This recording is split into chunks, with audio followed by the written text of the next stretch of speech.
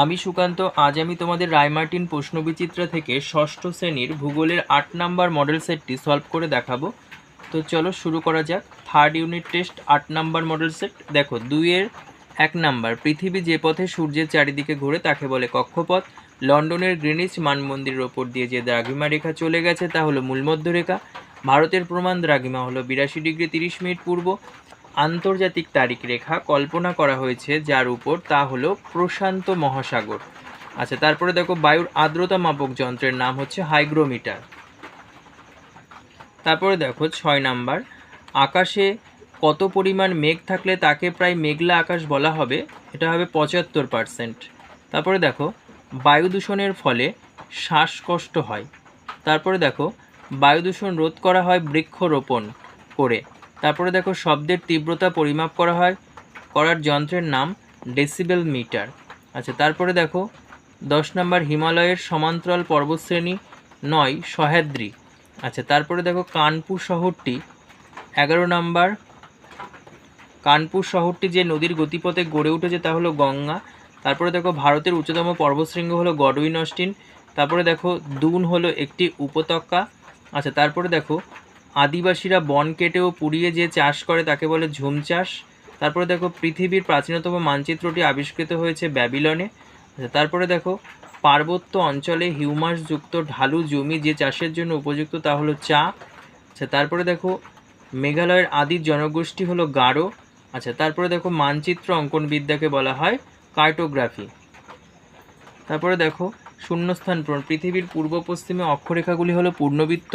তারপরে ২ নম্বর, নিরক্ষীয় অঞ্চলে পৃথিবীর আবর্তনের বেগ সবচেয়ে বেশি। তারপরে দেখো ৩ নম্বর, দাক্ষিণাত্য মালভূমির উচ্চতম শৃঙ্গের নাম হচ্ছে আনাইমুদি। তারপরে দেখো বাম স্তম্ভের সঙ্গে ডান স্তম্ভ বাজ পড়ার শব্দ, এটা হবে ১১০ ডিবি ডেসিবেল। তারপরে বৃষ্টির ছায়া অঞ্চল, এটা হবে শিলং। তারপরে দেখো ওজোন স্তরের অবক্ষয়, এটা হবে ক্লোরোফ্লোরোকার্বন।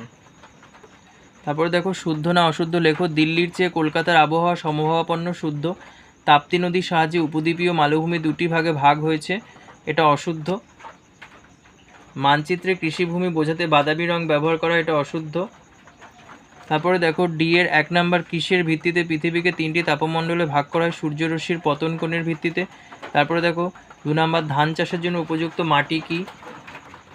দেখো উর্বর পলিমাটিতে ধানের ফলন ভালো হয়। এই দেশের সমভূমির উর্বর পলিগঠিত হওয়ায় ধান চাষের পক্ষে আদর্শ। ৩ নম্বর দেখো জারোয়াদের প্রধান জীবিকা কি? ৩৩৫ পেজের ৬ নম্বর দেখো জারোয়াদের প্রধান জীবিকা হচ্ছে জীবজন্তু, মৎস্য শিকার ও ফলমূল সংগ্রহ। ৪-এর ১ নম্বর, নিরক্ষরেখা দুটি বৈশিষ্ট্য লেখো। দেখো নিরক্ষরেখার বৈশিষ্ট্য, নিরক্ষরেখা পূর্ব পশ্চিমে বিস্তৃত, নিরক্ষরেখা পূর্ণবৃত্ত, নিরক্ষরেখা থেকে অক্ষরেখা গণনা করা হয়, নিরক্ষরেখা পৃথিবীকে উত্তর গোলার্ধ দক্ষিণ গোলার্ধে ভাগ করেছে। তো ২ নম্বর দেখো শহরের শব্দ দূষণের দুটি উৎস। কারখানার সাইরেন, যানবাহনের হর্ন।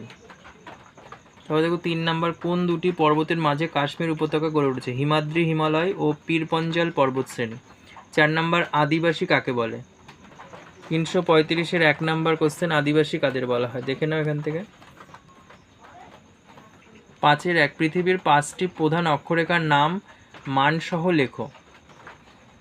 দেখো প্রথমে আছে নিরক্ষরেখা, এর মান ০°। তারপরে দেখো কর্কটক্রান্তি রেখা, এর মান ২৩.৫° উত্তর।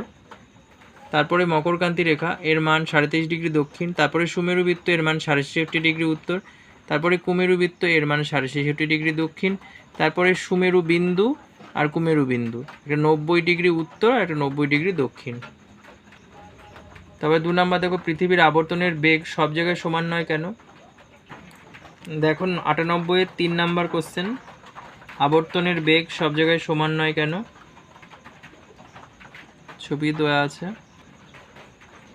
দেখো বিভিন্ন অক্ষরেখা পৃথিবীর আবর্তন গতি। দেখো এখানে অনুরূপ প্রশ্ন বলে দেওয়া আছে, পৃথিবীর আবর্তন বেগ সর্বত্র সমান নয় কেন? তারপরে ৩ নম্বর, বায়ু দূষণের কারণগুলি লেখো। এটা আগের সেটে করে দেওয়া আছে, দেখবে ১৯৭ পেজের ১ নম্বর কোশ্চেন। তারপরে দেখো ৪ নম্বর, মানচিত্রের অপরিহার্য উপাদানগুলি কী কী? দেখো মানচিত্রের অপরিহার্য উপাদানগুলি ৬-এর ১, সূর্যের তাপে বায়ুমণ্ডল সরাসরি উত্তপ্ত হয় না। কী কী পদ্ধতিতে এই বায়ুমণ্ডলে উত্তপ্ত হয়? যুক্তি সহকারে ব্যাখ্যা করো। এটা এর আগের সেটে করে দেওয়া আছে, 167 পেজে 2 নাম্বার কোশ্চেন পেয়ে যাবে। আচ্ছা, তারপরে দেখো ভারতকে কেন নদীমাতৃক দেশ বলা হয়, এটাও এর আগের সেটে করে দেওয়া আছে, 247 পেজে 13 নাম্বার কোশ্চেন পেয়ে যাবে। তারপরে দেখো 3 নাম্বার ঝুম চাষ কি, এটা 318 পেজে আছে, আগের সেটে করে দেওয়া আছে। তারপরে দেখো কৃষিকার্যের প্রয়োজনীয় উপাদানগুলি কি কি।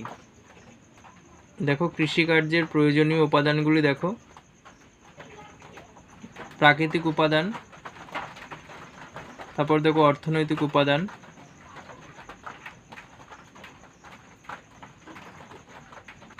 তারপর দেখো বাজার রক্ষণাগার। ধন্যবাদ।